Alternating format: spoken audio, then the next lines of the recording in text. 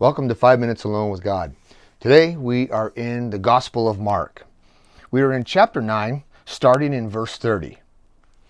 Then they departed from there and passed through Galilee, and he didn't want anyone to know it, for he taught his disciples and said to them, "The Son of Man is being betrayed into the hands of men, and they will kill him. After he is killed, he will rise the third day." But they didn't understand this saying, and were afraid to ask him. When he came to Capernaum, and when he was in the house, he asked them, "What was it that you disputed among yourselves on the road?" But they kept silent, for on the road they had disputed among themselves who would be the greatest. And he sat down, and he called the 12, and said to them, "If anyone desires to be first, he shall be last of all and servant of all." Then he took a little child, and he sat him in the midst of them. And when he had taken him in his arms, he said to them, "Whoever receives one of these little children in my name receives me. And whoever receives me receives not me, but him who sent me."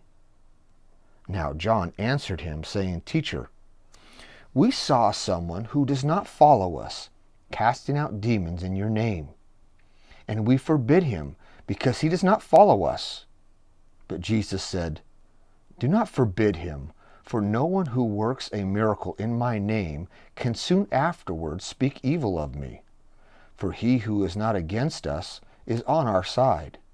For whoever gives you a cup of water to drink in my name, because you belong to Christ, assuredly I say to you, he will by no means lose his reward."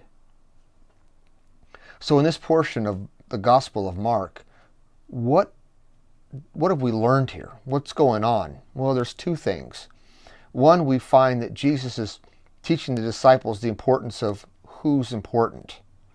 The disciples, as they're traveling from one place to the next, they get into an argument of who's the greatest, and Jesus uses the example of a child coming to him as being the most important person, having that childlike faith. And in another portion, John brings up another conversation where he sees somebody who's not following the disciples, but instead he's doing miracles. And John seems to have a problem with that because he doesn't seem to be doing things the way they're doing it. And Jesus says, "Hey, don't worry about that. You belong to me, and anybody who's doing something that is doing it in my name will soon be a follower of me." So he's really taking the disciples and helping the disciples see what the priority is, what the main thing is. Focus your attention upon what I'm teaching you.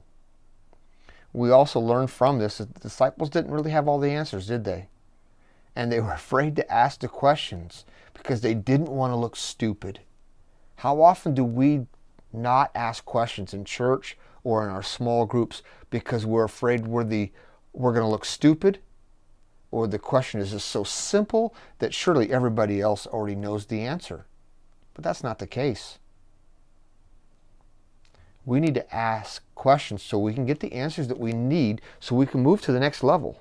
That's important for us. So what's some applications? Well, that's just one of the applications right there. If you have a question, ask it so you can get the answer, because your mind won't let you move on to the next and discover the next truth until that is answered.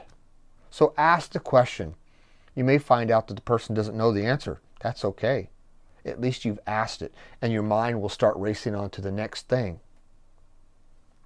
When we read passages like this, it's one of the areas that I find super intriguing is Jesus' priority on humility. So, if we want to be leaders, we become servants of all. That's the application, an application that I look to. We must serve. So, part of my pattern of leadership is serving people. That's how we lead. So there's an application that I use and I find that's important. Another application is not being judgmental. Try not to judge others if they don't do everything the way you do it or the way you think you should do it. Instead, focus your attention on Christ. And that's an important and growing aspect of following the Lord. Well, there's our time together today. Have a great day. Mark chapter 9, verses 42 through 50.